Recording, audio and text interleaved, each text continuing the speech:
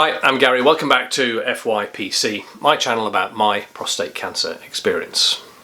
This week we're just going to start with the basics. Let's talk about the prostate and the kind of things that can happen to it.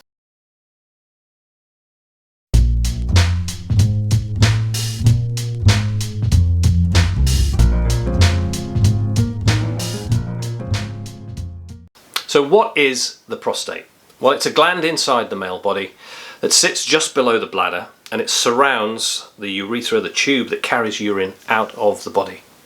The main function of the prostate is to produce semen, and that's the fluid that transports sperm out of the body during sexual activity. And the most common things that can happen to the prostate there are three things really. One is an enlargement of the prostate. The second thing is prostatitis, and the third thing is prostate cancer. So those are the most common things that happen. Let's have a quick look at each one of those. So prostate enlargement can happen as you're getting a little bit older. Sometimes you might hear it referred to as BPE, benign prostatic enlargement, and it's just a natural growth in the prostate over time.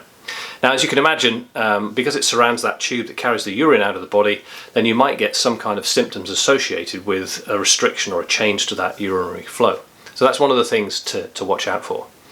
The next thing is prostatitis, and prostatitis is when you've got a kind of inflammation or an infection in the prostate. So you may still get some of those symptoms associated with the urinary flow, but also typically there are pains elsewhere in the body, in the stomach, below the stomach, perhaps in the lower back, in the region between your rectum and your testicles. If you're getting pain in those, then it's time to go and see a doctor.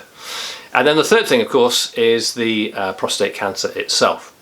And prostate cancer is when the cells in the prostate start to grow uncontrollably. And I'll leave it there for now because I'm going to come back and talk specifically about the risks and symptoms of prostate cancer in the next video. See you soon.